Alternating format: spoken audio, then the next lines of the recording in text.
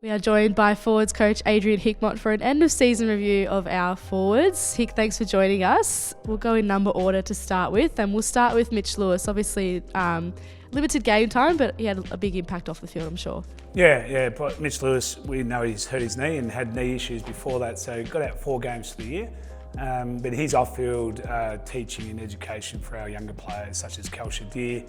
Jack Gunston's also working with him, but in a different way. Contested marking with Mabior Chol and our talls was really impressive. How about Dylan Moore? How was his season?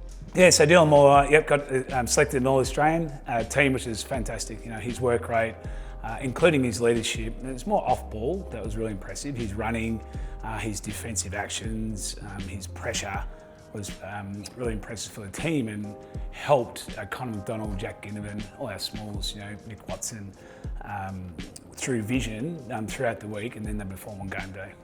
How about Mabior Chol? How did you rate his first year in Brown and Gold?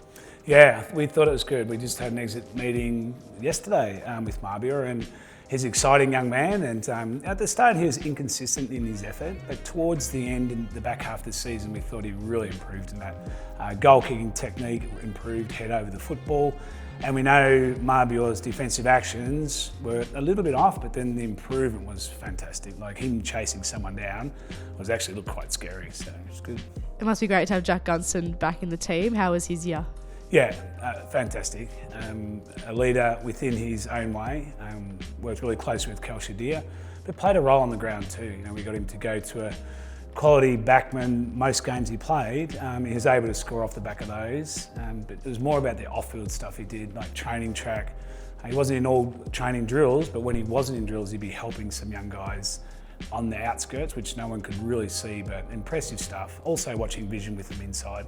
From one veteran to another, Luke Bruce, how did you rate his season? Yeah, Luke Bruce, a sub, played a lot of sub football, but again, the leadership off-field was instrumental for players. Now that was on game day as well, because I think he came on early twice from a sub, but the rest of the time it wasn't until the last quarter.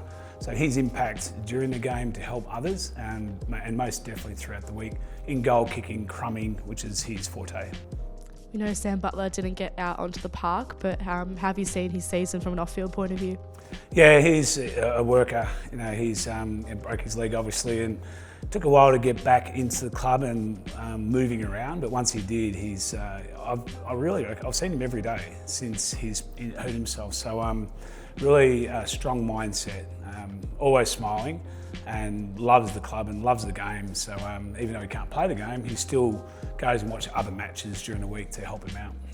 We'll begin chatting about our little mosquito fleet now. We'll start with Connor McDonald. He was a great success story, I thought, out of 2024. Yeah, vast improvement. Work rate. As soon as I think of Connor McDonald, I think of work rate, and then I think of smart work rate. Where he ran on the field was really important, getting high up the ground and coming back, and he improved in the contest too, crumbing wise, and he had a lot of shot on goal. Jack Ginnivan, what did you make of his year? Hey, he's an exciting young man, isn't he?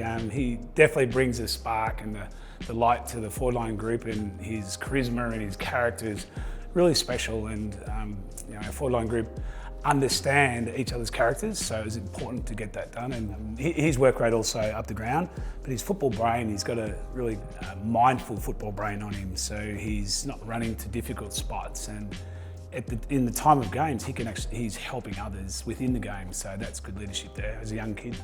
And I guess one person who's really helped this year is Nick Watson. What did you make of his 2024 season? Yeah, well, first year, loves the game, really energetic, and you see him on game day being energetic, but in training the same. In the gym, in line meetings, he listens, he gets quiet, but then he definitely comes and shows in training on game day. His goal kicking accuracy wasn't spot on at the start of the year. He worked at it really hard. Sam and him got together in the mentality stage of the game through goal kicking, and his confidence grew, and at the end he was very instrumental in our games. Another Rising Star nominee was Kel Shadir. What did you make of his first year at AFL level? Yeah, coming into the squad really raw. I can remember on a camp in Geelong, we played an inter-club match, and this skinny young kid running around, and he took this mark, contested mark. We all looked at each other, the coaches, thought, wow, this kid. And then sure enough, he plays a few VFL games, and I think he missed one or two through injury throughout the year, but he's launching at the ball, lands on his feet, and he's really got a big heart. So he worked, like I said, close with Jack Gunston, and I felt his improvement throughout the year just kept growing. Mid-season recruit Jasper Scaife has brought a lot of energy coming into the club. What have you made of his start to his life at AFL level? Yeah, he has. Yeah, he's exciting, young man. Loves it. Like we all love it, but he loves it now halfway through the year and adds a bit of spark to the side, a bit of a spark to our forward line. And we're going down and watching VFL. He's a strong man, kicks both feet, knowledgeable in these leading patterns, and he's improving each day he plays.